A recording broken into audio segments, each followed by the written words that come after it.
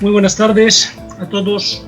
Comenzamos hoy una segunda sesión del Seminario Internacional Estado de Excepción del Estado, conversaciones en torno al estallido social y la pandemia, organizado por el Centro de Estudios de Ética Aplicada de la Facultad de Filosofía y Humanidades de la Universidad de Chile.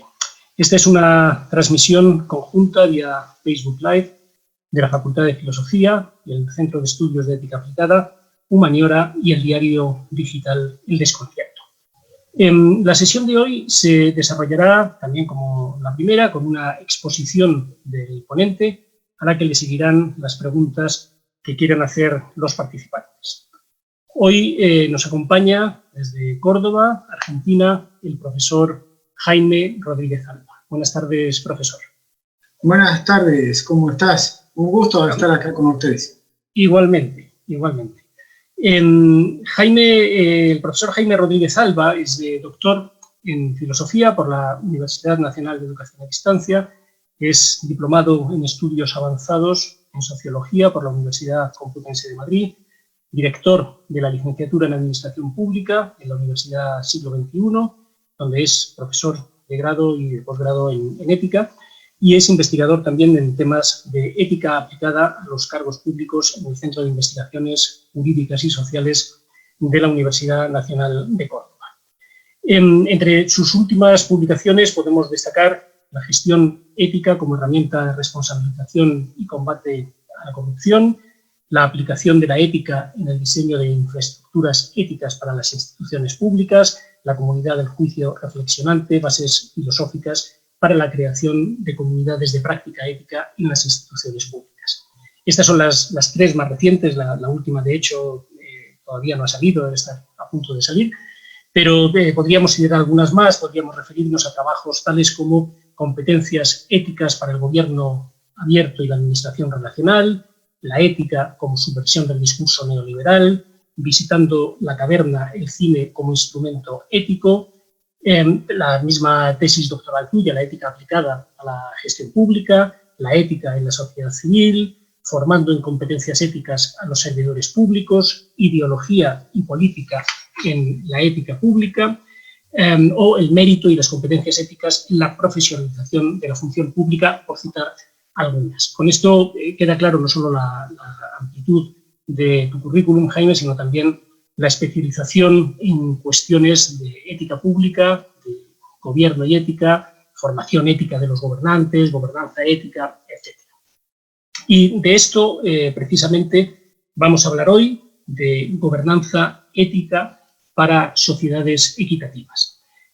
Podría parecer, por este título que le hemos dado, que todo lo que vayamos a decir hoy sobre gobernanza ética es inaplicable a unas cuantas sociedades, empezando por la chilena.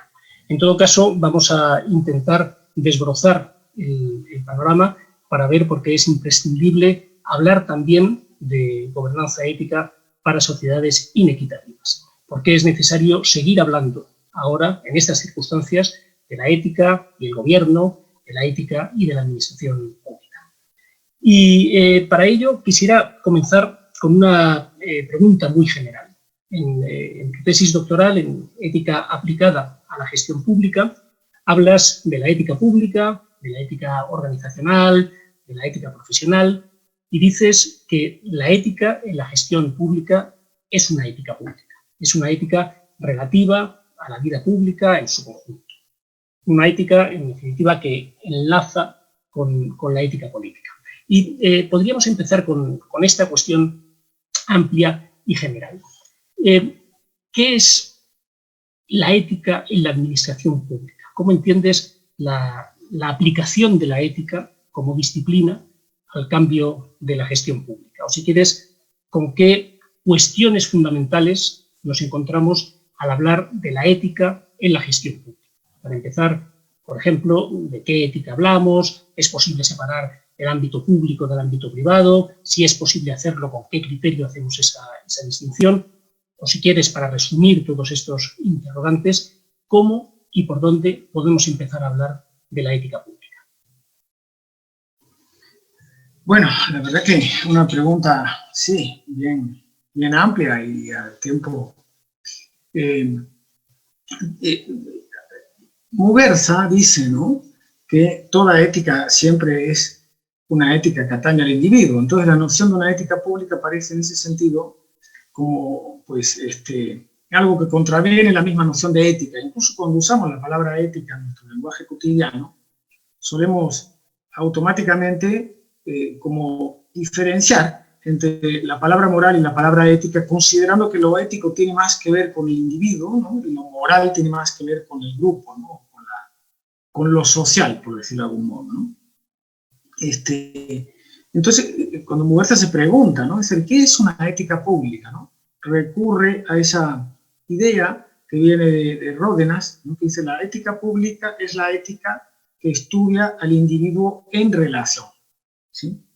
Entonces, si estudia al individuo en relación, estudia al individuo en ámbitos en los que el individuo se relaciona. En el espacio público, que es un espacio plural, heterogéneo, complejo, pero también en el seno de las organizaciones, ¿no?, las organizaciones en sí, y en esto yo creo que Adela Cortina ha tenido bastante acierto, considerar que también son sujetos morales, y por lo tanto, una organización, al analizarla como sujeto moral, hay toda una serie digamos que de discriminaciones conceptuales y de aplicaciones, de marcos de análisis o de referencia o metodologías, incluso éticas, diferentes, ¿no?, para analizar. A mí me gusta mucho porque me parece que permite conciliar dos grandes tradiciones de la filosofía moral y además, aparte, ha tenido bastante finura en la cuestión, digamos que de la exposición casi escolástica, ¿no?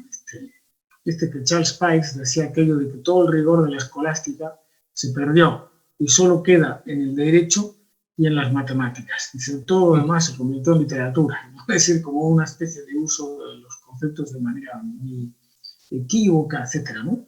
Entonces, el filósofo Ricardo Magliandi, que es un filósofo moral argentino bastante conocido, él establece, o para tomar una especie de definición, ¿no?, dice que la ética es una tematización del ethos, ¿no?, y el ethos, a su vez, pues es un conjunto de valores, de actitudes, principios, normas, ¿sí?, que definen tanto a la persona moral, ¿sí?, como a la propia organización y también a la sociedad, ¿sí? Es un fenómeno cultural complejo que está atravesado por lo que él llama la conflictividad. Es decir, forma parte de la definición del ethos la estructura conflictiva, ¿sí?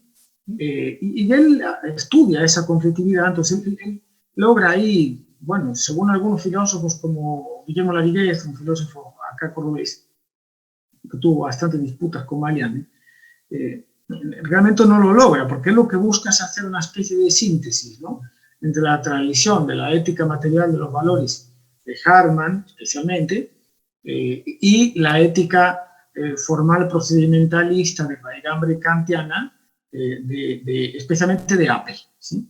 Entonces, él busca conciliar un poco esas dos grandes tradiciones, porque por un lado la tradición de la ética material de los valores sí pone énfasis en la conflictividad, pero la tradición de la ética apeliana busca, al contrario, la convergencia, ¿no? Entonces hay una tensión entre una ética que procura establecer una especie de principio, ¿no?, que se define procedimentalmente, a partir del cual poder después derivar una serie de normas que sean válidas para distintas regiones, digamos, de la acción humana, y la ética material de los valores, que al contrario lo que hace es ensalzar precisamente la conflictividad, es decir, cómo es imposible subsumir esa diversidad de principios, ¿no? Y él apela a esa noción que llama él la ética convergente, ¿no? En la que, tomando como modelo precisamente el paradigma de la bioética, es decir, la famosa oposición entre los cuatro principios, ¿no?, el principio de justicia, autonomía, no maleficencia, beneficencia, él los define en torno a dos ejes: la universalidad respecto a la individualidad y la permanencia respecto al cambio, ¿sí? Entonces él estudia la geometría de esos principios, que al principio los considera como una especie de normas que tienen una, digamos que, indeterminación mayor, y por lo tanto son capaces a aterrizar en normas distintas, ¿sí?, atravesar normas diferentes. Entonces esos 4 grandes principios definen, según él, la conflictividad del fenómeno ético, ¿sí? Tanto lo consideres a escala individual, como a escala de las organizaciones, como a escala incluso de las sociedades, ¿no? ¿Qué ventaja o qué me pareció a mí que era interesante pensar la ética en términos de conflictividad? Yo creo que si hay algo donde se aprecia la conflictividad es precisamente en la gestión de lo público, ¿no? Porque precisamente cuando hablamos del espacio público estamos hablando de un espacio en el que tienen que convivir intereses heterogéneos, opuestos, en lucha, etcétera, ¿no? Entonces, ¿cómo poder definir al mismo tiempo, y acá hay toda una disputa, ¿no?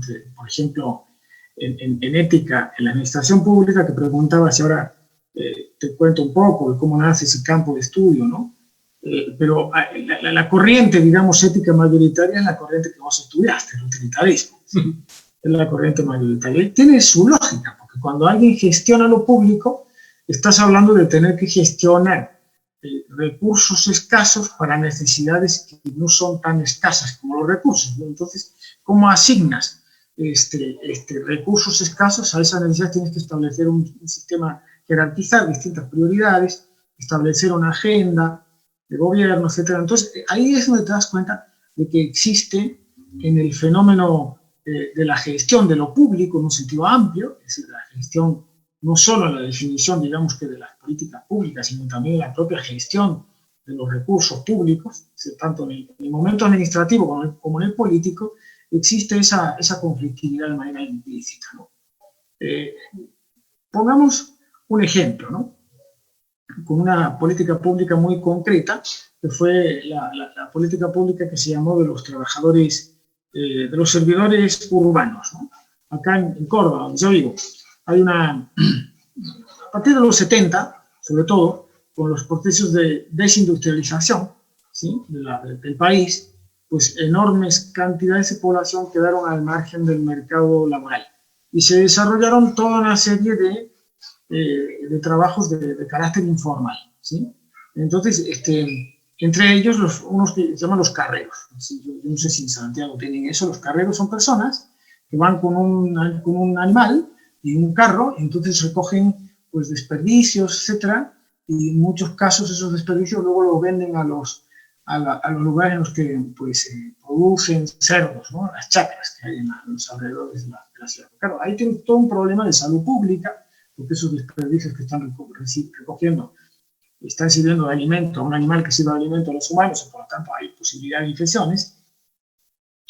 Después tienes que hubo un conflicto entre los carreros que iban con caballos y por lo tanto les golpeaban a los caballos, y una ley famosa, que es la ley Sarmiento. Sarmiento, como presidente de la Argentina, fue el fundador de la Sociedad de Defensa de los Animales.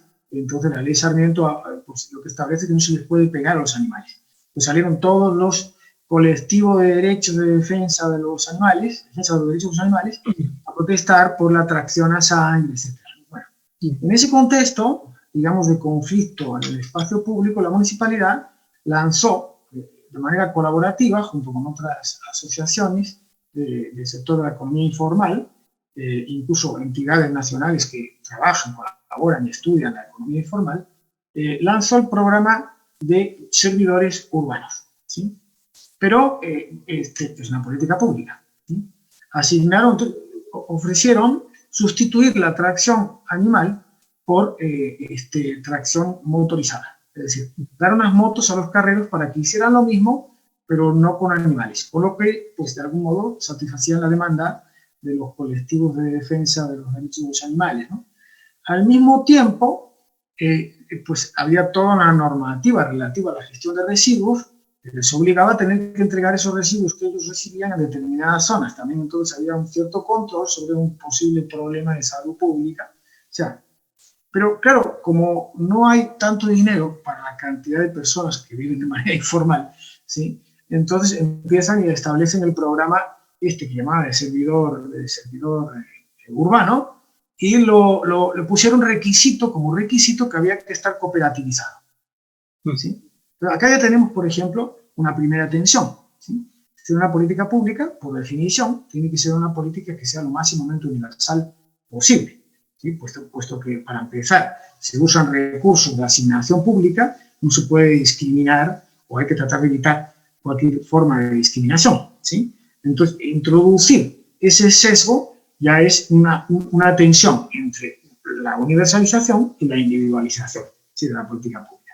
A eso añadir que después surgieron los trabajadores que llaman los naranjitas, ¿no? Que eran gente que se pone un chaleco de color naranja y te estaciona el auto en la calle, etc. Entonces ellos también reclamaban el subsidio, ¿no? De la municipalidad. Pero claro, el tema está en que no hubo una tematización del conflicto, ¿sí? Sino que hubo una decisión unilateral que lo que hizo fue generar sucesivos conflictos posteriores, ¿sí?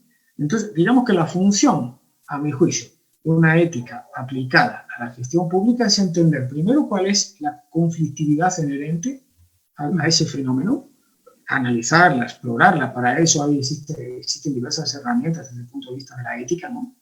En su aplicación, y tratar a partir de ahí de por lo menos establecer cauces para tener una visión reflexiva sobre el fenómeno y quizá, en base a la imposibilidad de satisfacer todas las necesidades, saber por lo menos cómo minimizar, ahí vamos al tema de la no maleficencia, cómo minimizar el daño o generar otras alternativas que produzcan determinado bien público, ¿sí? Entonces yo creo que en general la función de una ética aplicada a la gestión pública tiene que ver con ese marco, ¿no? ¿Cómo se entiende la aplicación? Bueno, ahí hay también toda una teoría o distintas visiones, ¿no? Pues pensaba, por ejemplo, que yo tenga registrado en el ámbito hispanohablante que se hayan producido tesis doctorales así sobre ética aplicada a la administración pública. Hay una de un chico de México, otra de un chico de Perú y la mía. Las demás son bien ética, pero no son tanto una ética aplicada cuanto determina, pues, por ejemplo, el estudio de la responsabilidad del funcionario desde el punto de vista administrativo, ese tipo de cuestiones que forman parte también de la ética pública, pero son como más, digamos que no son un marco general, ¿sí? De investigación sobre la ética aplicada a la gestión pública, ¿no? Entonces, ahí cómo se entiende la aplicación de la ética al modelo de la hermenéutica crítica, por ejemplo, que habla de la cortina, ¿sí? En la que se supone que la aplicación de la ética tiene un momento deontológico de tipo kantiano, en el que se busca explorar un poco cuáles son los principios y normas de carácter más universal y fundante, ¿no? Que sean fundantes de las demás, y un momento aristotélico, prudencial, en el que se trata de hacer, pues, incluso hasta un análisis estratégico del contexto, etc., ¿no? Es un modelo que es el de la cortina. Y después el modelo del propio Maliandi, que a mí me parece muy interesante, porque Maliandi hace una reflexión sobre cómo en la aplicación de la ética hay que de algún modo involucrar lo que él denomina, o se denominan, las 4 grandes ámbitos, ¿no? De la reflexión sobre el fenómeno moral, ¿no? Es, por un lado, la reflexión moral, que llama él, que es de algún modo, pues, los juicios espontáneos que el sujeto tiene, ¿no? Aquello que Kant llamaba la razón vulgar del hombre, ¿no? Decía Kant. Entonces, en la metafísica de las costumbres, por ejemplo, cuando habla de cómo hay una prioridad de esa razón vulgar sobre la razón académica, ¿no? Lo que hace la academia, el filósofo hace una especie de minucia conceptual o analítica, pero el saber moral ya está dado en la conciencia, ¿sí? Entonces eso Maliandi llama la reflexión moral, ¿no? Pero luego tiene lo que son, pues, profesionalmente conocemos, el campo de las éticas descriptivas, ¿sí? Es decir, que son aquellas éticas que, acudiendo a las herramientas de las ciencias sociales, tratan de explorar el fenómeno de la moral, ¿no? La antropología, la sociología, la psicología de la moral, ¿no?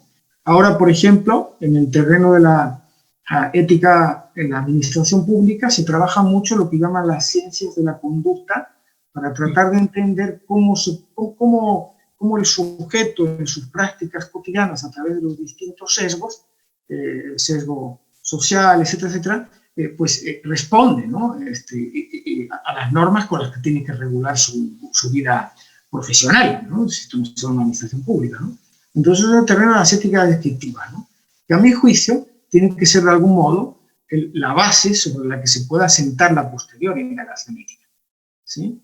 porque cuando, posteriormente hablaremos a lo mejor de esto, ¿no? Cuando alguien busca generar una infraestructura ética, que es un concepto que se usa así, digamos, que en el terreno, si uno imita modelos o trae modelos que son de la academia, pero no son de la realidad institucional, acaban fracasando, porque acaban convirtiéndose en una especie de papel que no sirve para nada, ¿no? Entonces, esa ética descriptiva es fundamental, ¿no? Después tenemos la ética normativa, que es la que evidentemente trata de buscar un marco de fundamentación de las normas que se pueden desarrollar en esa institución o en el ámbito que regula esa función pública, ¿sí?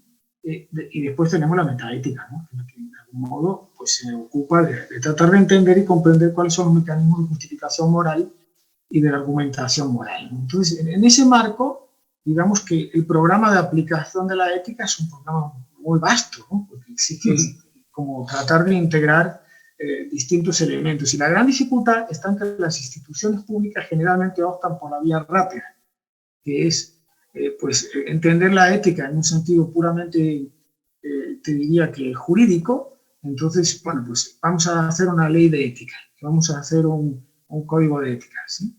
Y hacen leyes y códigos de ética, pues leyes de transparencia y de información pública y todas estas cosas que sabemos que establecen muy bien y que son necesarias, ¿no? Cuáles son los procesos y los procedimientos, pero la ética no se puede reducir a eso, ¿sí? Es como que ese elemento jurídico es una base ineludible, pero la ética tiene que ir más allá, ¿no? Entonces la ética aplicada, ahora yo creo que se está empezando a desarrollar más como campo, la ética aplicada a la gestión pública, aunque es muy antiguo. Académicamente cristaliza en los años 70 en Estados Unidos, sobre todo, por la obra de Frederickson, Rohr, Cooper, ¿sí? Que son como los grandes referentes, digamos, que del campo, ¿no? Pero bueno, las reflexiones sobre la conducta ética de los servidores se pueden rastrear hasta la escuela legista en la India, ¿sí? Que son los primeros que un poco cuestionan que se pueda regular la vida ética del funcionario. Siempre hay un plus que no queda reducido a los deberes establecidos normativamente, ¿no? O la propia Confucio, bueno, los griegos, ¿no? También, ¿no? Pero yo creo que es un campo que está ahora recién, que como casi todas las éticas aplicadas, ¿no? Viste que se empezaron a desarrollar muchas éticas aplicadas. El tronco de la bioética es el que mayor sistematización adquirió y se convirtió como el primer analogado de las éticas aplicadas, que todos de algún modo miramos ahí, ¿no? Para tratar de ver qué se puede hacer, pero están empezando a proliferar un montón de éticas aplicadas a la educación, a distintos ámbitos, ¿no? Así que creo que un poco por ahí, ¿no? Sí noto que una cosa importante en la cuestión de esta aplicación de la ética es entender la cuestión de que no se puede reducir la ética al establecimiento de normas de derecho administrativo, penal o civil, ¿sí? De hecho, el paradigma hoy imperante es decir que la ética no es tanto una herramienta de combate a la corrupción cuanto una herramienta para generar buenas prácticas, ¿sí? Y por eso se habla de integridad, ¿sí? Frente a la idea de la ética como contención de la corrupción, se habla más bien de la ética como impulso de la integridad, ¿no? Estamos viviendo todos, yo creo, una situación complicada, una situación difícil, para algunos una situación muy complicada y muy difícil. Muchos han perdido a familiares cercanos, han perdido sus trabajos, han tenido que enfrentar crisis familiares, en fin, enfrentarse a enfermedades mentales producidas por esta situación, etc. Los más optimistas hablan de oportunidades e intentan ver una luz en este panorama por lo demás oscuro, en expresiones como reinventarse, emprender nuevas cosas, dar un giro a la vida y demás. Y los que están pasando por una situación que no les permite ser tan optimistas o simplemente porque no lo son por naturaleza, se enfrentan a un porvenir incierto y complicado, en eso que se ha llamado el contexto post-COVID. Todo esto, aparte de ser una situación personal, un asunto personal que afecta a cada cual de manera particular, es también un asunto social, es también un asunto político. En este sentido, hablando de oportunidades y de complicaciones, te quería preguntar, ¿crees que en esto que llamamos el contexto post-COVID veremos nuevas oportunidades o nos enfrentaremos a más complicaciones para desarrollar políticas públicas que se puedan hacer cargo adecuadamente de esta situación que acabamos de describir, políticas públicas que tomen en cuenta el menoscabo que han sufrido los más vulnerables, políticas públicas en definitiva equitativas e inclusivas? Sí, lo voy a ligar ahí con lo que está pasando Andrea por el chat, ¿no? Porque los que estamos en el ajo, ¿no? Como decimos en España, ¿no? Estar en el ajo, ¿verdad? Sí. De la administración pública, por ahí muchas veces tendemos a ser una especie de tecnócratas, ¿no? Es decir, a estar... Yo me paso muchas horas del día leyendo informes de la CEPAL, del Banco Interamericano, de la OCDE, que son instituciones que, por supuesto, tienen su raigambre. Si uno las analiza sociológicamente, cómo nacen, cómo se fundan, pues, bueno, la CEPAL se ampara en todo el programa del desarrollismo, etcétera, ¿no? Entonces, está claro que hay ahí una afiliación ideológica fuerte, ¿no? ¿Y por qué te digo eso, no? Porque yo creo que se están haciendo buenos análisis, ¿sí? Creo que los tecnócratas están aportando buenos análisis, ¿no? Y de hecho, cuando hablamos de gobernanza, estamos hablando, no debemos olvidar que una gobernanza, como dice Aguilar Villanueva, que es en el mundo, digamos, que castellano hablante, el padre de la expresión, aunque toda la teoría de la gobernanza y del gobierno abierto en realidad viene de Gran Bretaña, pero los teóricos también de las políticas públicas estadounidenses, sobre todo. Pero él dice que la gobernanza tiene dos grandes patas, ¿no? Por un lado, digamos que el afinamiento, la sofisticación de los procesos técnicos que tienen que asistir a la toma de decisiones públicas, ¿sí? Y ahí estamos hablando de, por ejemplo, decisiones inteligentes. ¿Qué es lo que hace una decisión inteligente? Se habla mucho, por ejemplo, de administración inteligente, de administración en base a evidencias, etcétera, etcétera, ¿no? Entonces, hoy se dispone de un sinnúmero de herramientas tecnológicas que nos pueden permitir comprender dónde fracasan determinadas políticas públicas que pueden tener fines muy nobles, pero la realidad terminan por ser poco eficaces o incluso favorecer la propia reproducción de la desigualdad social y de la inequidad, ¿sí? Por el modo como se implementan, ¿no?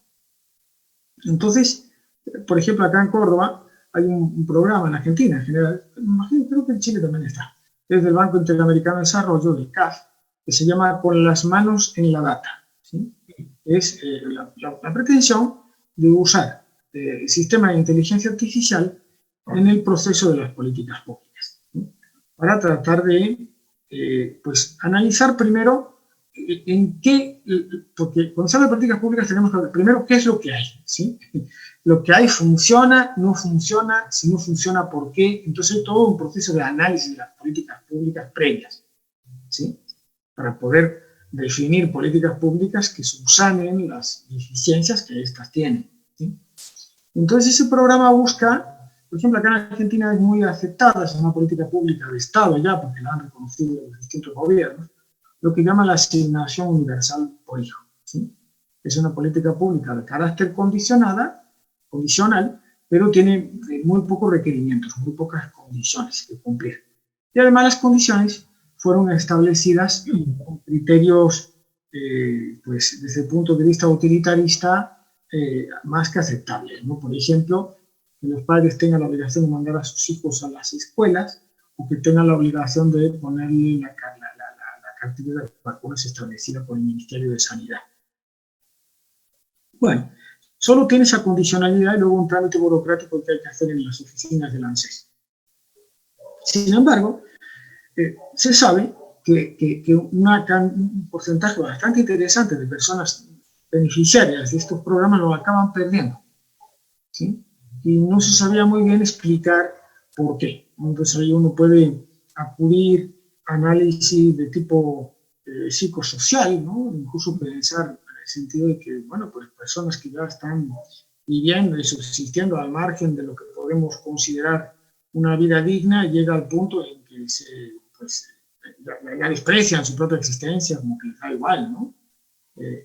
Pero se descubrió también, gracias a una técnica de seguimiento por rastreo, ¿sí?, a través del celular, que lo que ocurre es que las personas que perdían la condicionalidad eran de zonas muy problemáticas socialmente, que las que poder salir de ahí, de su barrio, para ir a hacer el trámite al ANSES, ¿sí?, exigía pasar por determinada zona con extremada violencia, etcétera. Entonces, bueno, como que eso era un impedimento bastante grande. Bueno, pues ahí tienes un ejemplo así como, entre comillas, neutral, ¿no? Porque nunca es neutral, pero como el uso, en este caso, de georreferencialidad a través de seguimiento de los teléfonos móviles, sirvió para detectar un foco de problemas en esta política pública, ¿no? Entonces, hay mucho potencial, ¿sí? Carles Ramió, que es un catalán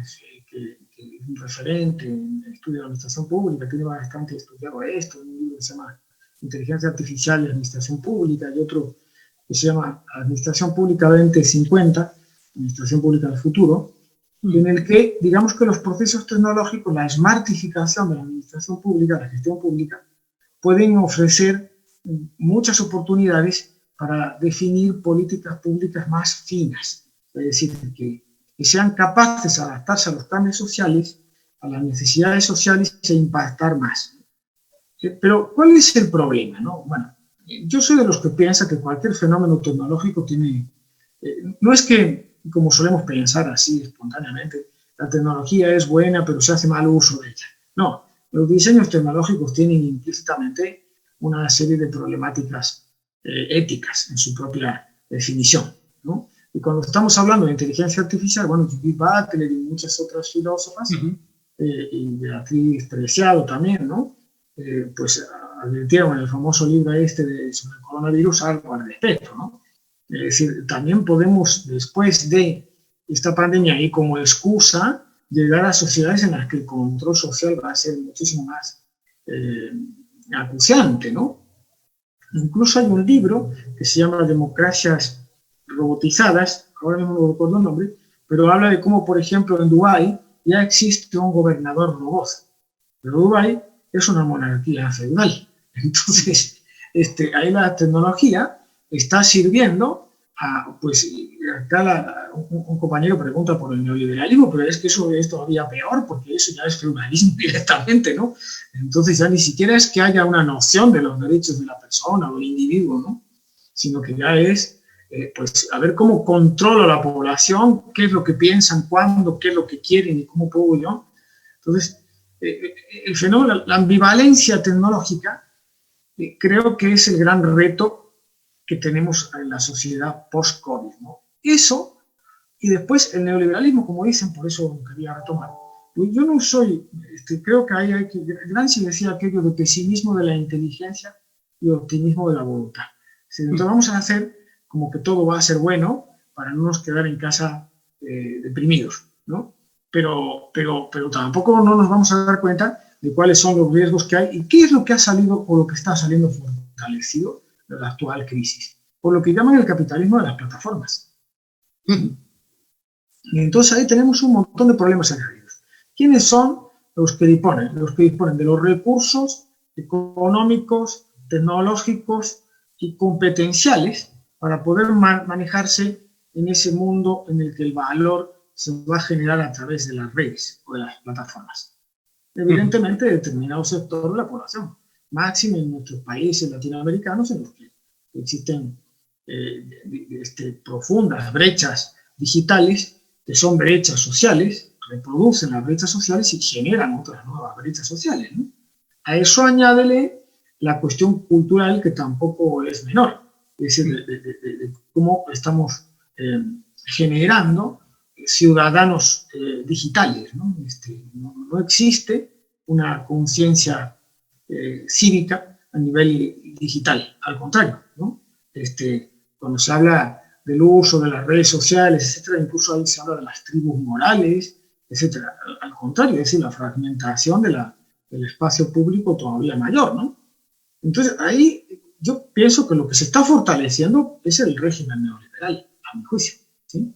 Incluso creo que no sería inimaginable un escenario en el que hay una redefinición de esa gobernanza neoliberal, ¿sí? Que funciona siempre a través de la producción de desigualdades, a través, como dice ahí el compañero o compañera, a través de la individualización, ¿no? Es decir, de hacer aquello que llamaba Robert Castells, ¿no? El capitalismo de los individuos, ¿sí? Es decir, o como en ese artículo que vos decías antes de ética como subversión del neoliberalismo, yo reflexiono un poco sobre esa idea de que en el fondo el neoliberalismo es, pues los psicoanalistas dicen, ¿no? El superego neoliberal, ¿no?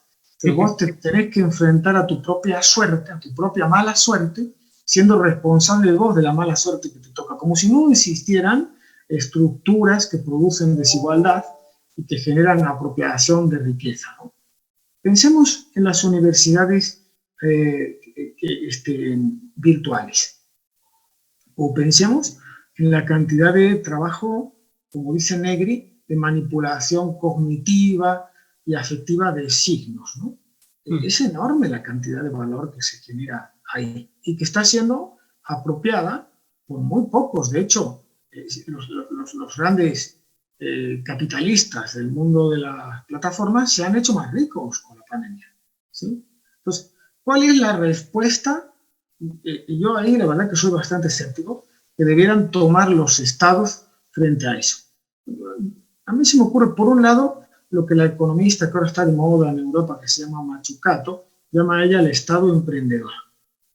Se dice, los estados que han logrado un cierto desarrollo social, económico, estoy hablando del índice de desarrollo humano, no de la renta per cápita, que es como otra cosa, ¿no?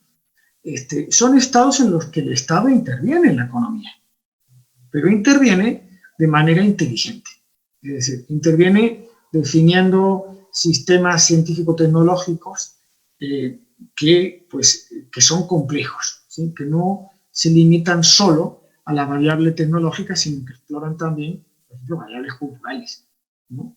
Es un poco como en el ámbito, por ejemplo, de la nutrición, ¿no? Dice, acá una antropóloga escribe un libro que se llama Ricos, flacos, pobres, gordos, ¿no? Entonces ella estudia la cantidad de variables que hay detrás de la apropiación de la salud nutricional, ¿no? Entonces, el Estado puede hacer 1 millón de programas de concientización para que la gente se alimente bien, pero las variables que luego inciden en qué elige la gente para comer, sobre todo cuando estamos hablando de sectores populares, son muy complejas.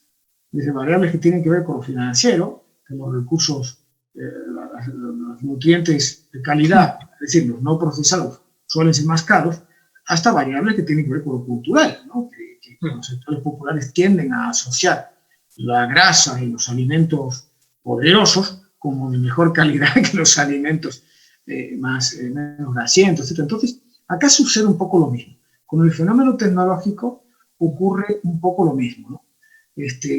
¿Cuántos países tienen, por ejemplo, en sus niveles de educación primaria o secundaria adecuados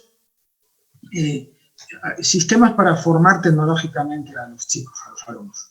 Y cuando hablo tecnológicamente quiero decir, por ejemplo, enseñarles a programar.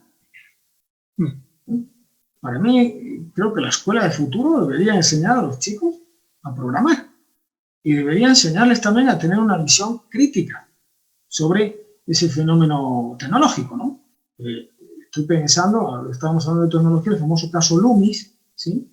Chico negro en Estados Unidos, que aplicaron un software inteligente en la justicia de, creo que era Arkansas, me parece, y bueno, el software ese era muy inteligente, pero el código fuente estaba sesgado y decidió que el pobre Loomis, que era negro, tenía un 98% de posibilidades de volver a cometer un delito. Entonces el juez, tan pancho, aplicó lo que le dijo me dijo, pues, el software, ¿no? Y cuando se pidió, pues porque no había habido un proceso adecuado, no se quiso entregar el código por los derechos de propiedad. Entonces ahí destapó toda la cuestión de la transparencia algorítmica, de la trazabilidad algorítmica, de cómo todos estos programas de inteligencia artificial que se están usando ya, de hecho las empresas los usan ya, Google, etcétera, usa esos softwares, ¿no? Facebook, Facebook con una investigación que hizo con el MIT, a partir de, creo que son 60 likes que ponemos en el muro, en Facebook, predicen hasta con un 98%, dicen, ¿no?, de exactitud la tendencia psicológica de la persona. Si es introvertido, extrovertido, si tiene un rasgo mayor de psicoticismo, neuroticismo, etc. Entonces, una cosa es increíble, ¿no? Es decir, el nivel de dominio, ¿sí? Ahí está muy bien esa idea de la psicopolítica, ¿no? Es decir, el nivel en el cual vas a poder manejar los pensamientos de la sociedad es increíble, ¿no? Y eso ya está, ¿sí? Y lo más increíble es que yo sepa, ¿sí?, salvo Europa, que ha definido, la Unión Europea, toda una línea de trabajo ético de qué inteligencia artificial es aceptable y qué inteligencia artificial no es aceptable, eso no se está haciendo en Estados Unidos, no se está haciendo en China. En China todos sabemos lo que es, ¿sí? Entonces, políticamente, creo que la situación es complicada, ¿sí? Desde el punto de vista de la gestión pública más, digamos que relacionada a la capacidad de los estados, la tecnología va a abrir muchas posibilidades y en ese sentido creo que se va a producir un cierto desarrollo y un cierto bienestar. Pero creo que va a ser a costa de menor libertad, ¿sí? De menor, incluso te diría, que capacidad de juicio crítico, ¿sí? O sea, vamos a estar más con eso que decía Chomsky, se va a producir un sentido común, ¿no?, mucho más poderoso. Entonces, en ese sentido yo soy un poco escéptico con el post-COVID. No creo que el neoliberalismo, como dice Zizek, esté ya por acabarse. Sí creo que hay una cuestión que a mí me inquieta, ya la viví en España, la vivo en Argentina, y me parece que Chile tiene otro perfil por lo que yo veo un poco de las movilizaciones que hay a raíz de la cuestión de la tensión con el gobierno, etcétera, ¿no? Que es que los movimientos sociales tienen que transformarse mucho su anatomía, ¿no? No podemos seguir pensando en términos de los movimientos obreros del siglo XIX cuando ya no existe esa clase obrera, ¿no? Yo a los amigos marxistas siempre les digo, pero el capital ya no necesita el trabajo. Es algo tan simple como eso.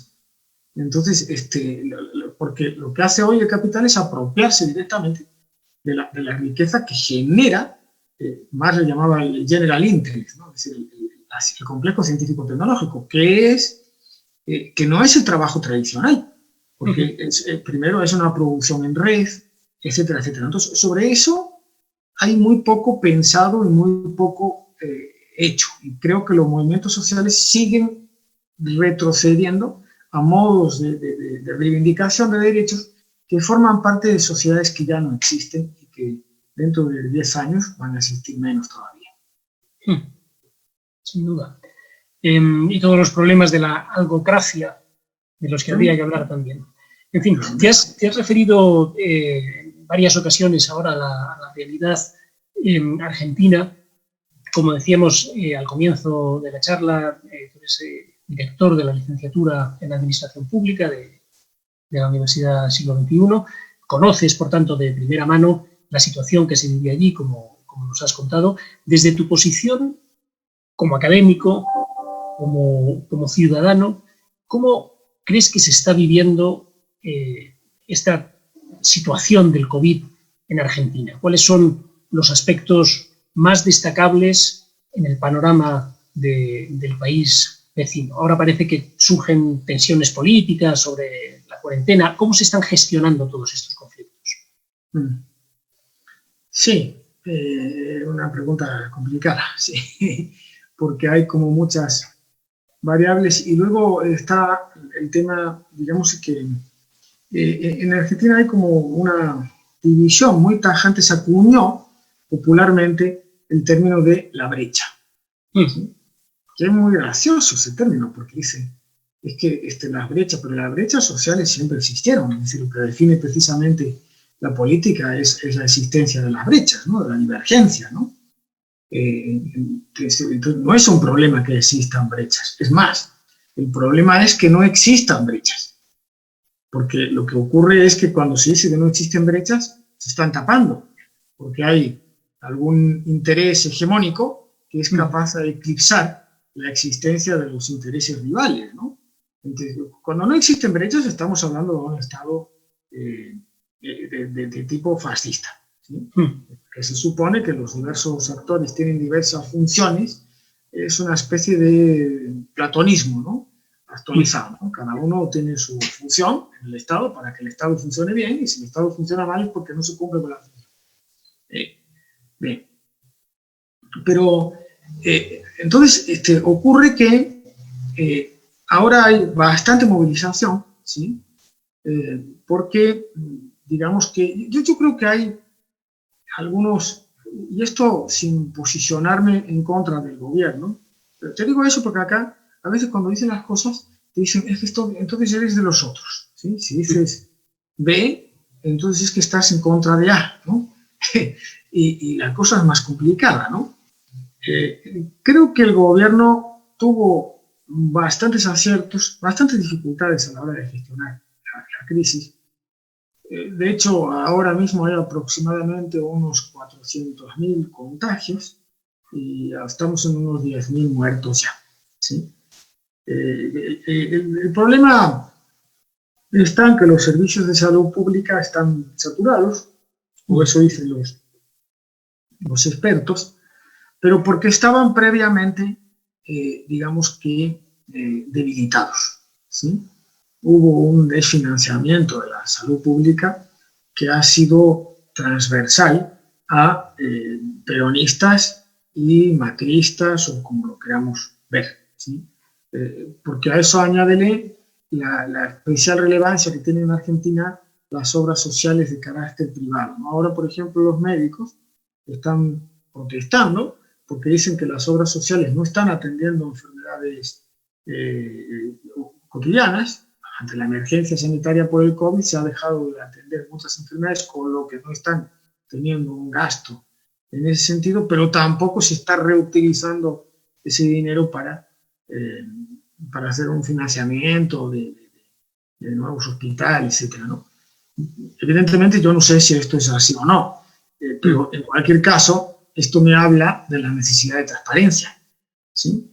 Es decir, de transparentar el gasto público sanitario de manera comprensible, ¿sí? Para cualquier ciudadano, ¿verdad?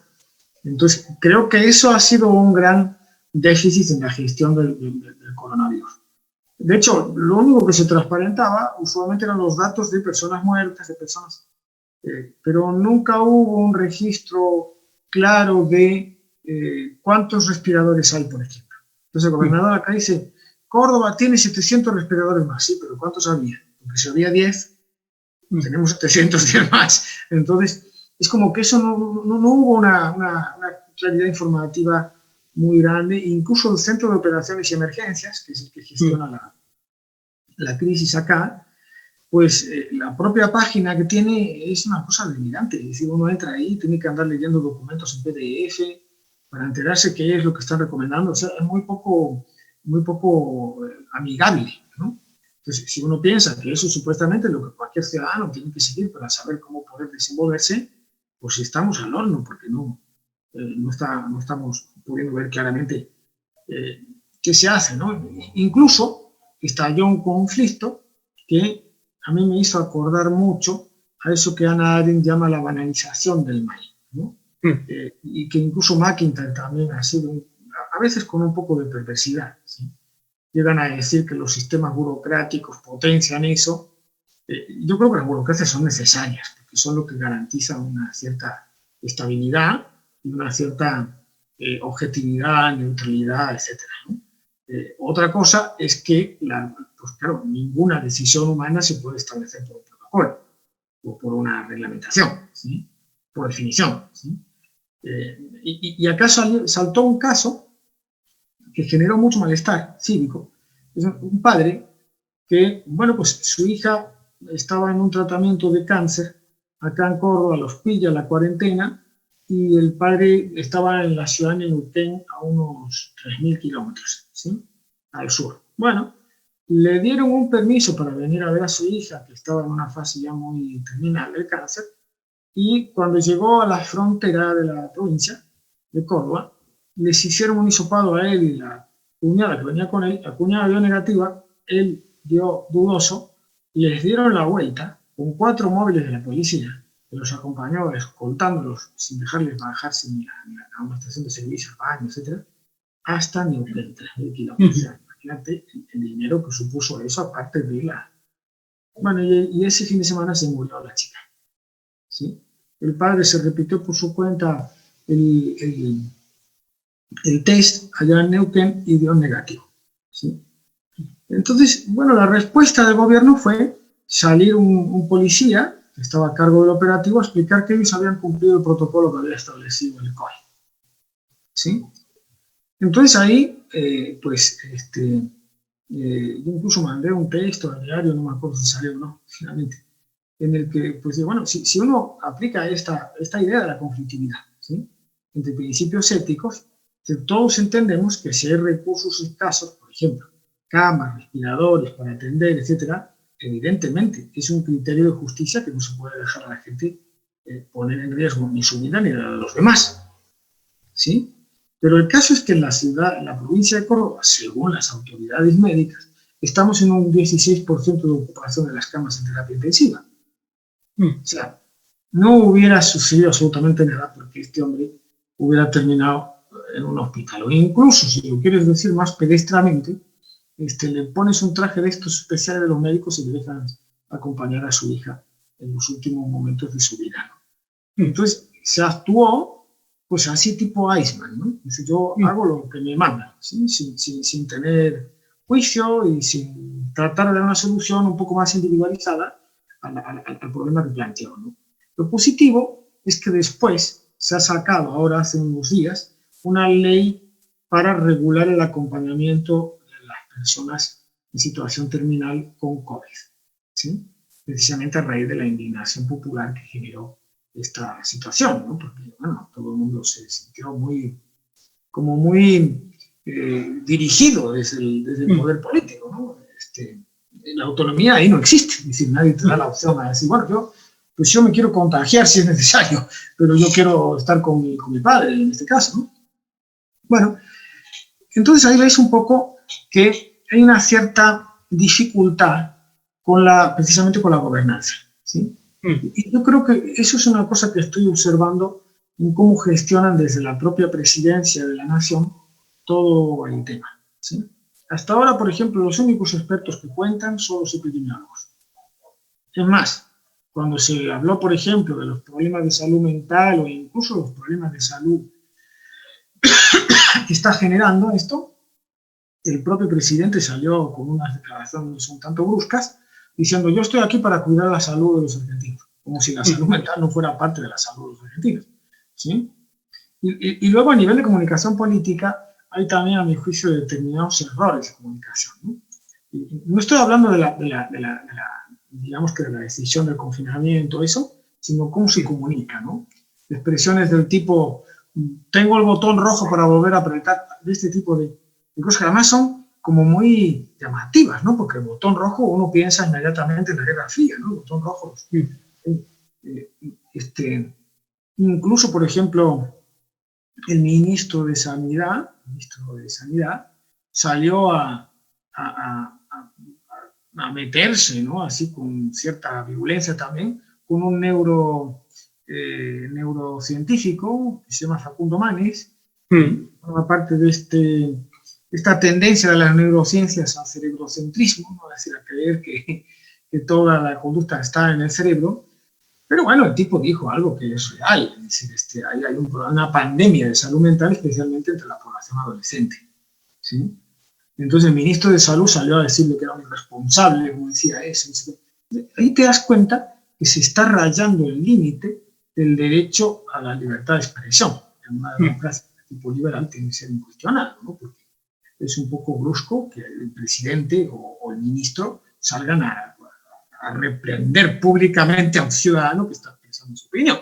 Podrán salir a decir que es una opinión, entre otras, pero no. Entonces hay un error de comunicación política y un error en el diseño también. Nosotros tenemos la pandemia, yo creo que tenemos la cuarentena más larga del mundo. Empezamos en marzo y estamos todavía en cuarentena, en algunos sitios en aislamiento y en otros sitios en distancia cívica, ¿no? Distanciamiento social. Pero, claro, ¿qué pasa acá? Vos que sos del ámbito del derecho, conocerás a Carlos Nino, y Carlos Nino acuñó la expresión de la nomina boga, ¿no? Dice, los argentinos tienden a desobedecer las normas aunque les perjudique. Eso, ¿sí? Y yo creo que lo que hoy estamos observando es eso. Porque después de yo creo que si tenemos ya 100 desde marzo, pues imagina todos los meses, ¿no? Claro, ya nadie respeta el aislamiento, ¿sí? La gente se mueve, va a un sitio, va a otro. Pero la respuesta en términos de comunicación política es muy curiosa, ¿no? Porque el presidente salió y dijo, es que no tenemos los ciudadanos que debiéramos tener, lo que es una especie de contradicción, porque si eso es cierto, tampoco tenemos los presidentes que debiéramos de tener, ¿no? Es como que sí, se produce un poco eso, no se está respetando ya el distanciamiento, ¿sí? Y creo que eso es hasta contraproducente, ¿sí? Precisamente antes, cuando hablábamos de ética descriptiva, estos días atrás leía un estudio de economía conductual, ¿sí?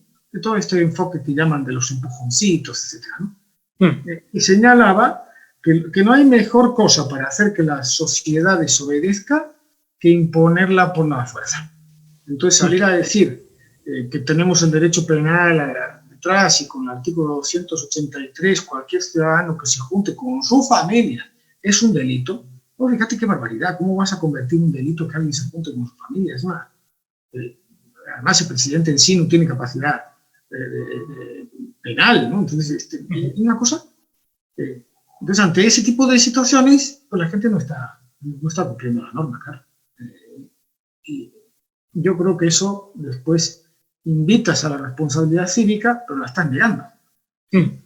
Porque con tus propias obras estás generando lo contrario, ¿no? No entiendo muy bien, y sí hay algunas voces que estas sí vienen de la derecha, económica y política, que dicen que se están aprovechando en la situación para hacer reformas que favorecen a determinadas líneas ideológicas del gobierno kirchnerista, hoy ejercicio, ¿no?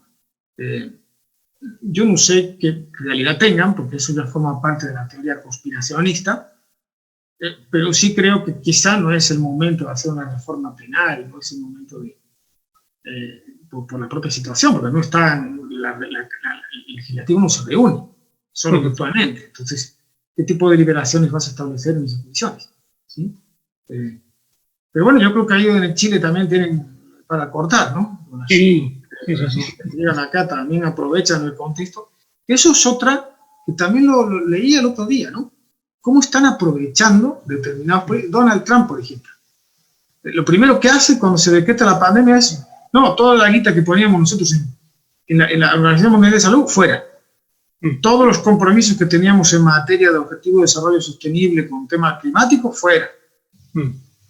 ¿Sí? Incluso Angela Merkel salió a decir que tampoco se iban a cumplir con los Objetivos de Desarrollo Sostenible por culpa de la pandemia. Es como que ha habido en ese sentido un retroceso, ¿no? en ciertas cosas.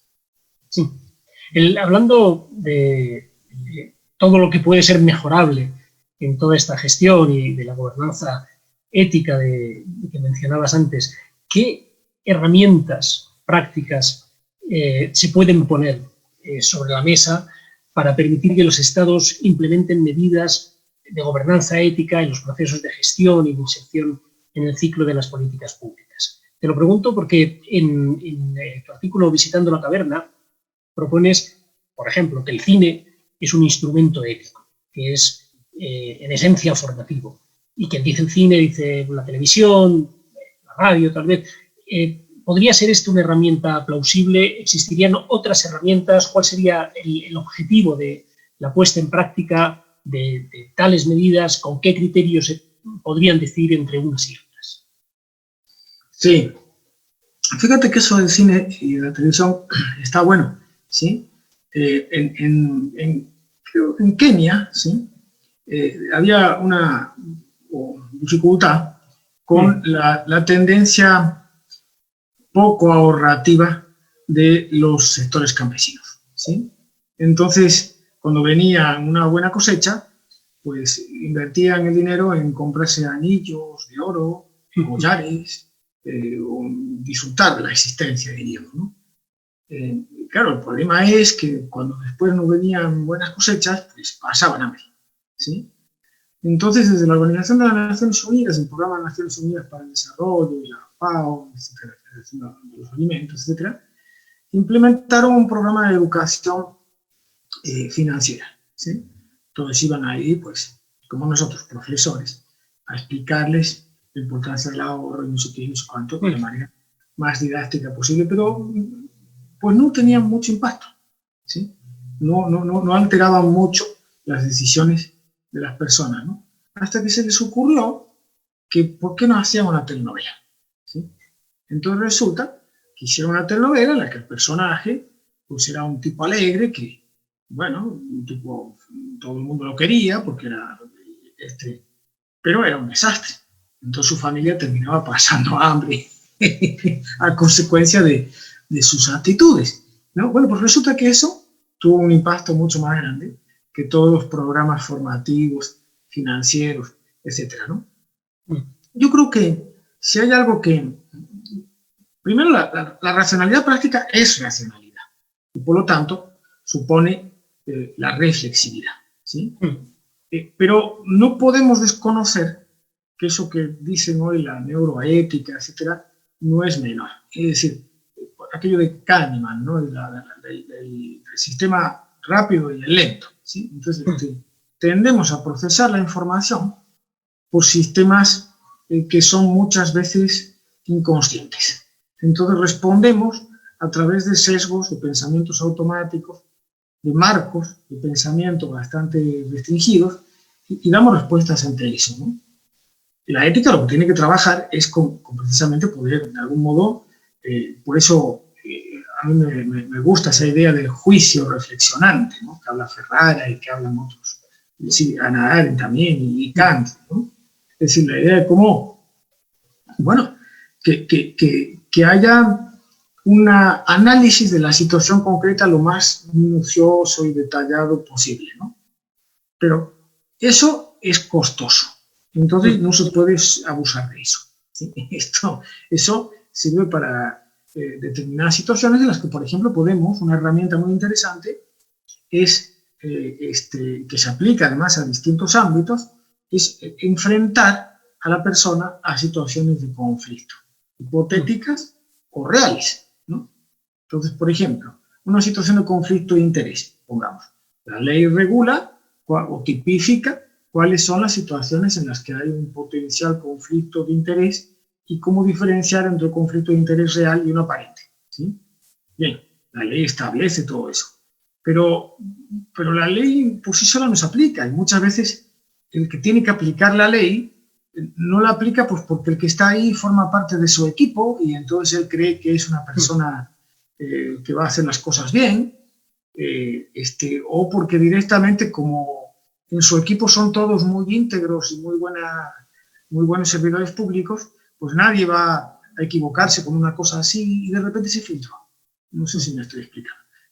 No hubo una intención corrupta, ¿me explico? Pero sí hubo una serie de mecanismos de pensamiento que no permitieron visualizar cuál era el posible problema. Entonces, por ejemplo, una herramienta que se utiliza es decir, bueno, vamos a iniciar este proyecto. Bien, ¿cuáles son los intereses posibles que usted tiene acá en este proyecto? Tanto en el proyecto como con qué intereses suyos chocan con él. vamos a iniciar un proyecto que te supone tener que dedicar tantas horas. No, pues yo quiero estar en casa jugando con mi hijo, por ejemplo. Es un interés también, ¿no? Entonces, bueno, cuando expones al sujeto ante esos conflictos, el sujeto adquiere mayor coherencia en la toma de decisiones. Porque además, aparte, ha sido publicitada la posibilidad del conflicto y del choque, etcétera, etcétera. ¿Sí? Entonces, uno ya actúa con una referencia moral, con un estándar, digamos, una actuación moral más elevado. ¿Sí? Entonces, enfrentar a conflictos a las personas, a los servidores públicos, que es una herramienta interesante. Nosotros acá hicimos un trabajo con la policía barrial. ¿Sí? La policía barrial es una policía de proximidad que busca superar un poco el modelo de policía represiva, etcétera, y ser un policía que está más para ayudar al ciudadano que para perseguirlo, etcétera, ¿no? Entonces, bueno, pues, claro, se les capacita a la policía barrial en temas de derechos humanos, ¿sí? A los policías, con sus diferentes cargos, se les capacita en temas de derechos humanos, ¿no? Y acá en Argentina se ha trabajado desde hace tiempo toda la cuestión de género como un derecho humano también, ¿sí? Entonces hicimos unos talleres en los que trabajamos mediante grupos focales con la cuestión de, bueno, tema por ejemplo de género. Y entonces enseguida se ponían los policías a discutir acerca de los conflictos con los que ellos se encontraban en la calle, pues ante un tema de género, ¿no? Tener que registrar a una persona que se definía a sí misma, pues no cis, etcétera. El policía tenía que tener todas esas categorías en su cabeza para poder saber cómo actuar, por más que el protocolo le diera la definición, ¿no? Entonces fue muy interesante ese taller porque empezaron a salir un montón de cosas que ellos pensaban y ellos mismos, escuchándose unos a otros, ¿sí? Empezaban a, pues, incluso a tener así como una actitud de, mira, no me había dado cuenta yo de que eso era así, ¿no? Fue muy interesante, ¿no? Y esto a mí me llevaba a pensar en cómo tenemos el horizonte del gobierno abierto, que es como el gran paraguas, ¿sí? Pero muy pocas veces nos damos cuenta, por ejemplo, de la hostilidad con la que se puede vivir todas las plataformas, etcétera, por parte de amplios sectores de la población. Personas mayores, personas que no tienen una educación formal muy consolidada, etcétera, etcétera, ¿no? Entonces, e incluso personas que no tienen por qué argumentar en el sentido filosófico más, digamos que técnico, ¿no? Entonces, uno dice, el horizonte de la democracia deliberativa. Sí, pero yo no sé si la democracia deliberativa es precisamente el horizonte más inclusivo, porque hay amplios sectores de la población que no tienen esa capacidad de argumentar, y es más, cuando se exponen en la arena pública, ellos mismos se retraen de esa argumentación porque se sienten en inferioridad de condiciones, ¿sí? Entonces me parece que hay, por ejemplo, esa idea de Iris Marion Young, ¿no? De la idea de las democracias comunicacionales, ¿no? En las que se presta atención no tanto a los argumentos, sino a las narraciones. Me parece que potenciar eso es otra gran herramienta que además encima abarca tanto el nivel meso de las organizaciones como el nivel macro o social también, porque un niño, por ejemplo, no argumenta como un adulto, pero sí narra. Y sí está exponiendo motivos, razones morales, conceptos, concepciones morales en su narración, ¿sí? Entonces, potenciar espacios en los que se puedan circular esas narraciones morales, creo que el cine, para mí, hace eso, pero también la televisión. Ahora ahí entras con otro tema complicado, porque ¿qué ocurre cuando los medios de comunicación están en manos de macropoderes financieros que además se atienden con lo que el filósofo español Gustavo Bueno le gustaba llamar la telebasura, ¿sí? Que además encima escribió un libro totalmente significativo, dice Telebasura y democracia. Es decir, como la democracia necesita de la telebasura, pero es una democracia de poca calidad, esa. Es una democracia en la que no se discute. Desconozco cómo sea el espacio público mediático en Chile, pero acá en Argentina deja mucho que desear, ¿sí? El principio básico de pluralidad, por ejemplo, raramente se respeta, ¿sí? Por no hablar de la calidad de los argumentos que se utilizan, que muchas veces son puros eslóganes destinados a ir a la emoción directamente y no hay un análisis detrás. Entonces, bueno, ahí, como dices, hay todo un ámbito para trabajar. Por ejemplo, la escuela, ¿sí? Los estudios nos dicen que uno de los grandes factores que correlaciona con la corrupción de manera positiva, la corrupción medida es un problema eso, pero bueno, medida por la percepción de la corrupción, es, por ejemplo, el tipo de autonomía que se produce en las escuelas. Es decir, aquellos sistemas educativos que incentivan la creación de un alumno autónomo, de un alumno que cuestiona incluso al docente, es decir, que sabe desobedecer, por decirlo así en términos de Thoreau, ¿sí? Son países en los que existe una menor corrupción, ¿sí? Y sin embargo yo tengo la impresión, no es, he leído algo, pero no conozco estudios sistemáticos, que por lo menos en Argentina la escuela sigue siendo una escuela, por decirlo con Foucault, claramente disciplinaria y de tipo autoritario, ¿sí? En la que, bueno, ya están las propias formas, que eso para cuando alguien viene de España cuesta entender, eso de levantar la bandera y cantar a la bandera y todas esas cosas, que puede tener un sentido evidentemente cívico, lo tiene, pero también tiene un sentido de disciplinamiento bastante fuerte, ¿sí? Entonces, trabajar en el ámbito de la escuela, en el ámbito de, incluso te diría, de espacios de educación a los padres, ¿sí? Que no por ser padres tienen saben qué es lo correcto, ¿no?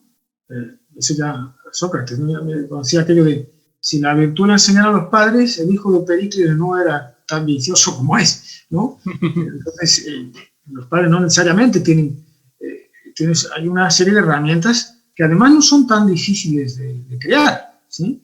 Porque hoy tenemos referentes de la psicología, de las ciencias sociales, que nos pueden ayudar a generar espacios de educación a los padres, ¿no? Formales e informales, ¿sí?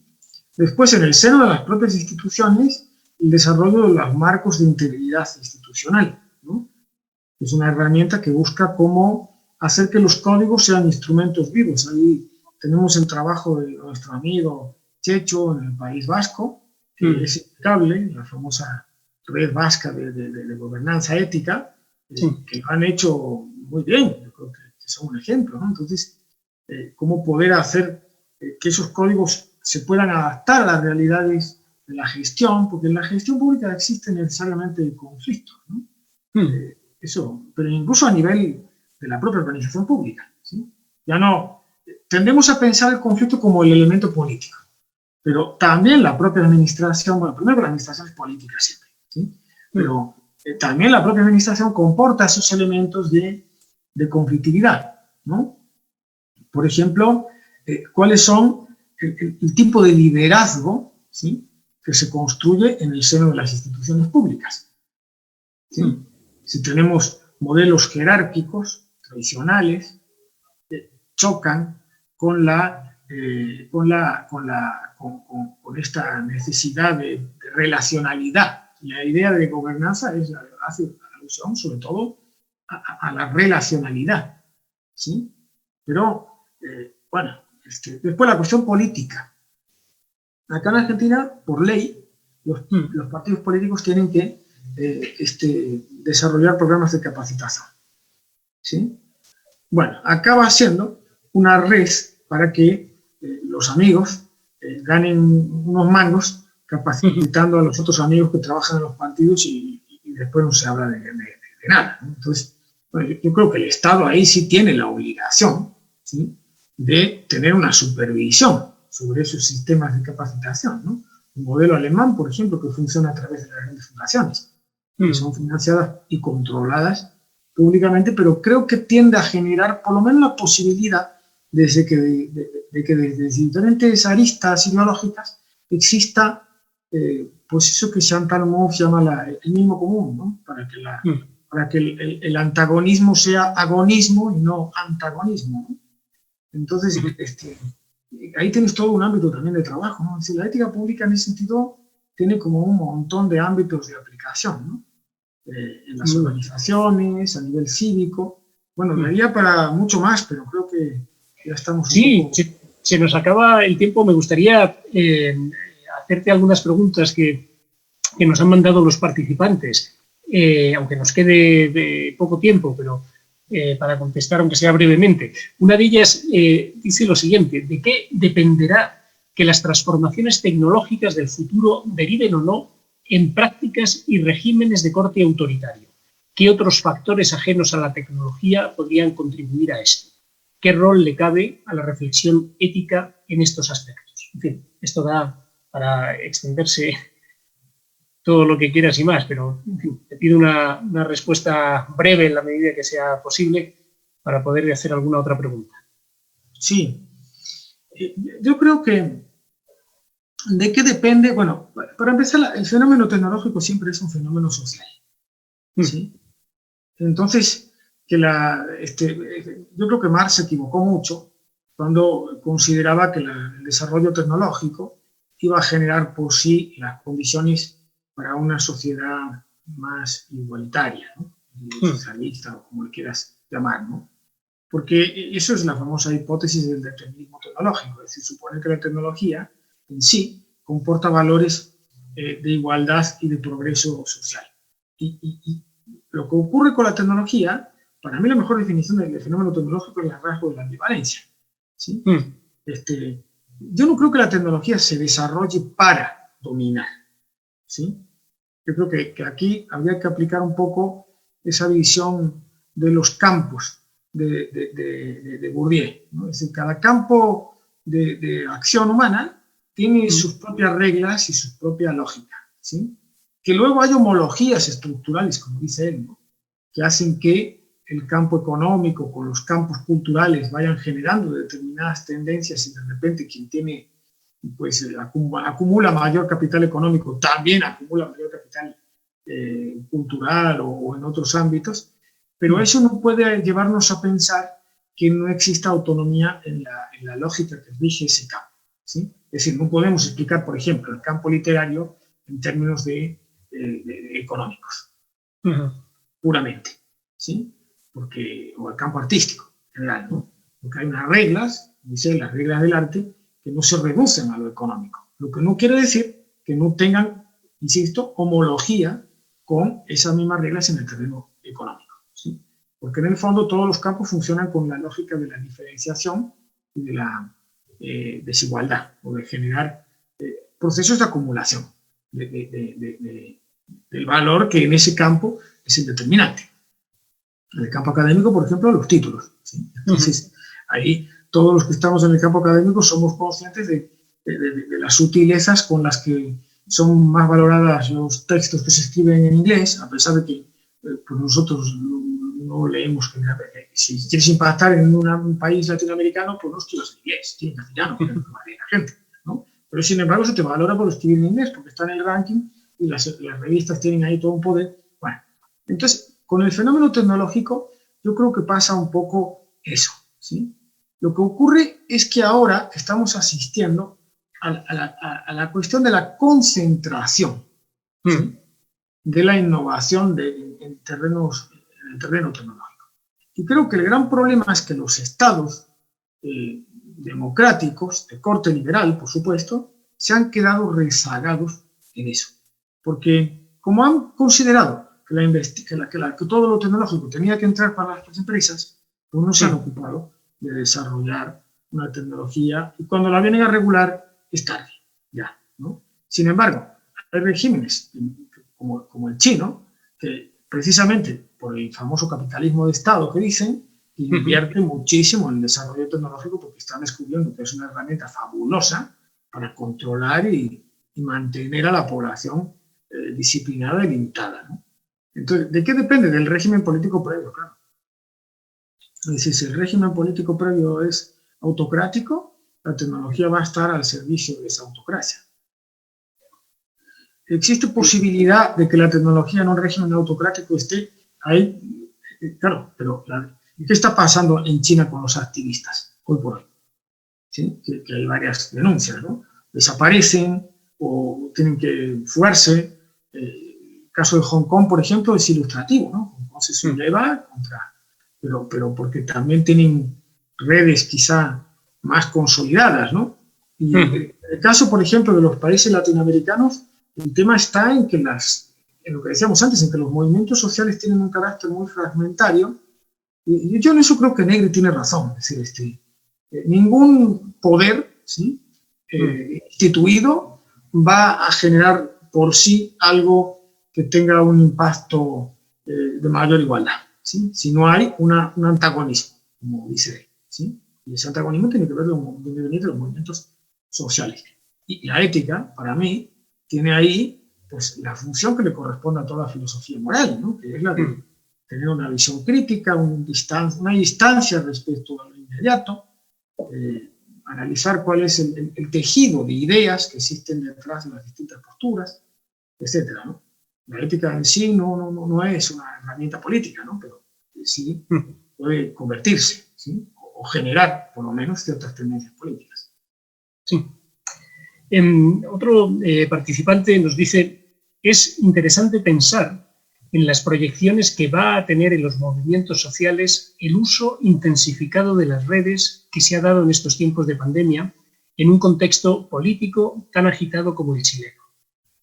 Me imagino que estás al día de poco más o menos de todo lo que ha pasado aquí. Dice: mucho conversatorio y espacios de organización deslocalizados han posibilitado ponerse al día en el uso de las tecnologías de un sector importante de las organizaciones. El plebiscito que se avecina tendrá como escenario público las redes sociales. ¿Qué piensas al respecto? Bueno, yo hice mi tesis del DEA sobre el análisis que del movimiento piquetero argentino hace Tony Negri, ¿sí? Que es el gran teórico de esta idea, que él enseguida aplicó toda esa idea de la teoría política spinoziana, ¿no? De la multitud, ¿sí? Enseguida la aplicó al movimiento Ocupemos Wall Street, también al movimiento español de los indignados, etcétera, etcétera, ¿no? Entonces, pero lo aplicó al caso del movimiento piquetero, ¿no? Lo que pasa es que, como Paolo Virno dijo en su momento, Negri es tan optimista que uno, cuando lo lee, le dan ganas de salir a la calle y ponerse a luchar, como dice él. Pero claro, la realidad es que después el tema está en que las redes sociales, decíamos antes la cuestión de la democracia comunicacional o narrativa. Entonces, yo creo que las redes sociales son un instrumento muy poderoso en ese sentido, pero que además funcionan claramente a través de todo el registro emocional, ¿sí? A uno le llegan por Facebook las imágenes, qué sé yo, y enseguida uno se impacta con las cosas, etcétera, ¿no? Pero también creo que es importante que todo movimiento tiene que dar cierto paso hacia atrás, ¿sí? Bueno, bien, vamos a reflexionar y analizar y a deliberar. O sea, ese momento deliberativo también tiene que estar presente. A ver en qué formato, etcétera. Y creo que las redes sociales en ese sentido son peligrosas, porque por un lado incentivan, en el caso que estoy diciendo, bueno, en el caso de España fue así. Es decir, la famosa convocatoria de los indignados empezó en la calle Génova, cuando se les ocurrió a Aznar y compañía que los responsables de los atentados de Atocha había sido ETA. Entonces, bueno, la sociedad se indignó porque dice, no, es que este nivel de manipulación ya está bien, ¿sí? Entonces ahí empezaron, que después dijeron que se había sido una construcción del Partido Socialista y no sé qué, pero yo creo que aunque el Partido Socialista seguramente estuvo detrás, no me cabe duda, igual que otros partidos, pero me parece que la autonomía de lo social ahí y la imaginación, como diría Castoriadis, ¿no? Social, no estuvo controlada ni dirigida. Entonces las redes sociales sí que me parece a mí que en Chile están jugando un papel análogo, similar. Es decir, cuando un gobierno se esfuerza todo lo posible en tener a la gente encerrada en la casa para poder dominarlos, controlarlos y que no salgan a reunirse con el otro y discutir lo que tienen que discutir, pues evidentemente las redes sociales son un espacio fundamental. Lo que pienso yo es que se precisa una inteligencia detrás, ¿sí? Es curioso porque hablan de Gramsci, ¿no? Pero Gramsci hablaba del famoso los intelectuales orgánicos, ¿no? Entonces, ¿cuál es el intelectual orgánico que hoy tenemos detrás de las redes sociales? ¿Sí? ¿Cuál es el espacio en el que se construye hegemonía en esas redes sociales? Y se articulan, como dice Laclau, esa heterogeneidad de demandas y de significantes. Ahí hay una limitación, a mi juicio, ¿sí? Porque tampoco podemos olvidar que las redes sociales, en manos de quién están, y los diseños que tienen para poder asignar, yo no veo todo lo que cuelga la gente en Facebook. Facebook me filtra lo que yo veo. ¿Sí? Entonces, ¿cuáles son los algoritmos que está usando Facebook para, por qué no pensar, si aquí ya si queremos nos ponemos conspiracionistas, en que esos poderes que nos quieren dominar perfectamente pueden llegar a un acuerdo con Facebook? ¿Sí? Si a fin de cuentas lo que define al poder es la reducción del mando, ¿sí? Es decir, ya, cuanto menos mandando mejor, ¿sí? Entonces, creo que las redes sociales son una gran oportunidad, pero también son un riesgo si no hay una redefinición. Para mí la clave está en que se redefinan también, pero creo, por lo que yo voy leyendo, sobre todo, que ustedes los chilenos en eso están pensando mucho, ¿sí? Y haciendo, ¿sí? Acá creo que estamos un poco más apagados, ¿sí? Sí. Bueno, te hago una tercera y última pregunta ya por el tiempo, aunque en buena parte ha salido la respuesta en una intervención anterior hace unos minutos.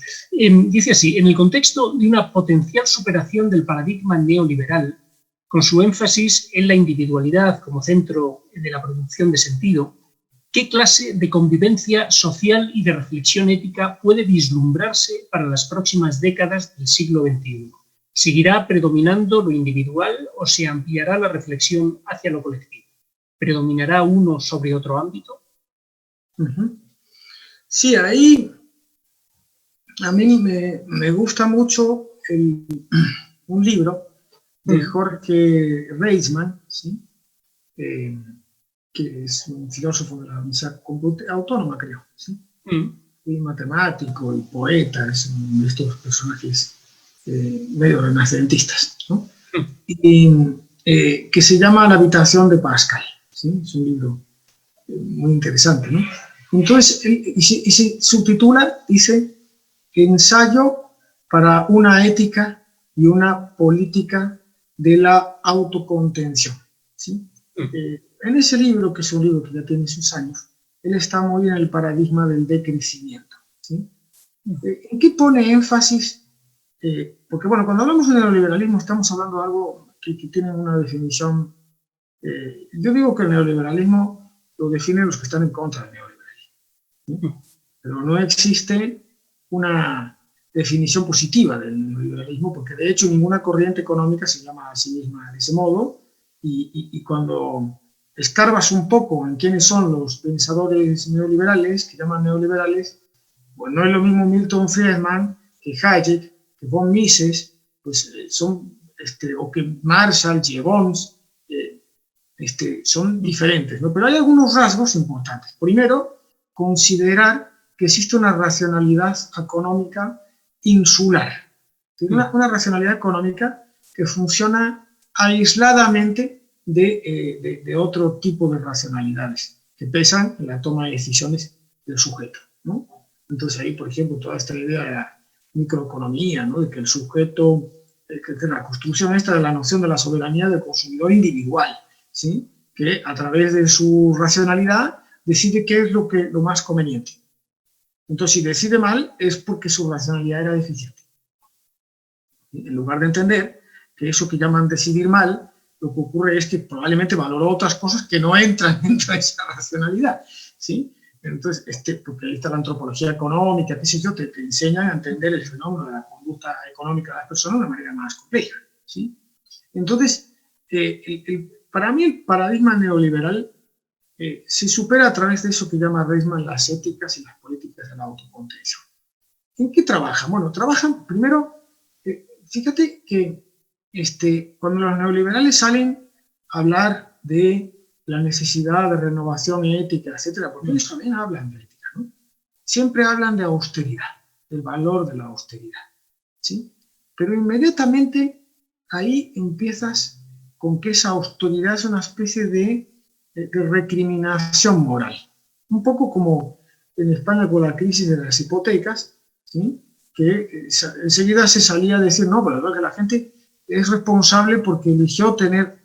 No, la gente se compraba la casa que se podía comprar en base a los tipos de interés que estaban establecidos en el mercado. Entonces, responsabilizar a los sujetos individuales de lo que son políticas económicas definidas por el Banco de España y por otros actores, que encima, cooptadas por toda la cuestión de la ley de suelo urbano, etcétera, me parece cruel, ¿sí? Es como... Entonces, creo que detrás de esa idea de austeridad neoliberal hay esa especie de recriminación de un sujeto que trata de gozar más de lo que le corresponde gozar, ¿sí? Cuando amenaza, digamos, que cierta acumulación de valor por parte de determinados sectores económicos. Pero frente a esto, existe una noción de austeridad cooperativa, ¿sí? Que pone énfasis en lo que llama Reisman los bienes relacionales, ¿sí? Entonces, por ejemplo, vamos a dejar de ver el ir en el transporte público como la calamidad que le pasa al que no tiene auto porque es pobre. Vamos a empezar a ver el ir en el transporte público como la oportunidad de ponerse a charlar con el que tienes al lado. Y de repente, a lo mejor, resulta que te pones a hablar y es una conversación amena, ¿no? Es un bien relacional, ¿no? Vamos a dejar de ver el espacio, la plaza, como un lugar al que tenemos que ir porque no tenemos dinero para irnos a un restaurante, y vamos a empezar a verlo como un lugar en el que puedo encontrar... O sea, y eso todo también es una construcción social, dice Jorge. Entonces, superar el neoliberalismo, para mí, es una decisión ética. Por eso ese texto que se llama Subversión, que además toma la idea de Lacan, ¿no? Dice Lacan, estos revolucionarios son un poco ignorantes, porque revolución quiere decir volver al mismo lugar. Entonces dice, la auténtica revolución es la subversión, es darle la vuelta. No es volver al mismo lugar, sino darle la vuelta, ponerlo patas arriba, ¿no? Entonces, ahí la idea de ese texto es un poco esta, ¿no? ¿Por qué triunfa ese? Yo me pregunto ahí, ¿no? ¿Por qué triunfa el discurso neoliberal? ¿Por qué los sectores populares, que son las principales víctimas de ese modelo neoliberal, que lo primero que hace es reasignar el gasto público, no reduce gasto público, sino que lo reasigna, es decir, el gasto público social y el gasto público orientado hacia la equidad, lo asigna hacia otros sectores? Por ejemplo, financiar deducciones fiscales a determinadas empresas, etcétera, etcétera. O generar determinadas inversiones productivas que favorecen a determinados sectores económicos, etcétera, etcétera, pero no disminuye el gasto público. En ningún país latinoamericano, durante los periodos que llaman neoliberales, se redujo el gasto público, al contrario, ¿sí? Lo que se hizo fue reasignarlo, ¿no? Entonces, y sin embargo, son los propios sectores populares más dañados por ese régimen de producción de subjetividad los que lo terminan apoyando, ¿sí?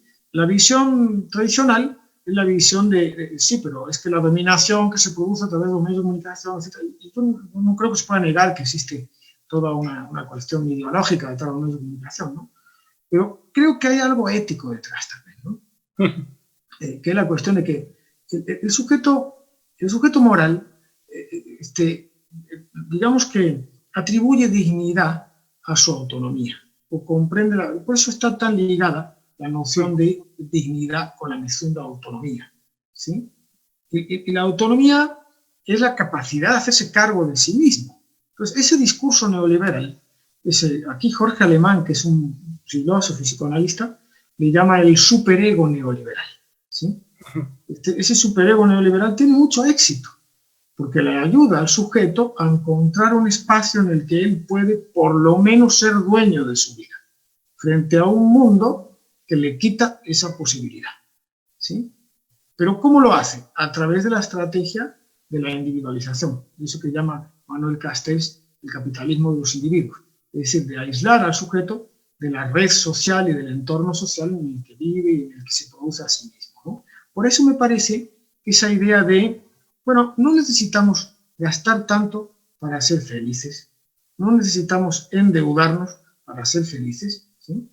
Podemos empezar a consumir cooperativamente, podemos empezar a prestarnos cosas y disfrutar en eso, ¿sí?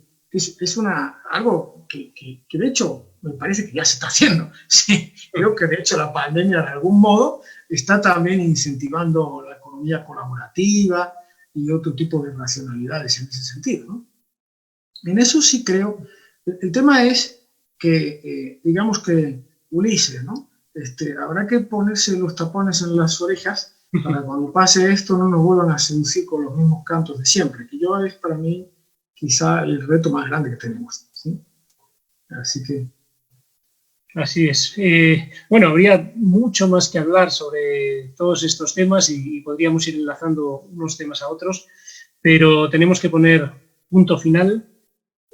Agradecemos, por supuesto, al Centro de Estudios de Ética Aplicada, a la Facultad de Filosofía y Humanidades, a Humaniora, al Desconcierto, a todos los participantes que han estado asistiendo y, por cierto, a Jaime, muchísimas gracias por la exposición. Ha sido un placer charlar contigo y con esto ponemos punto final a la segunda sesión de este seminario. Muchas gracias.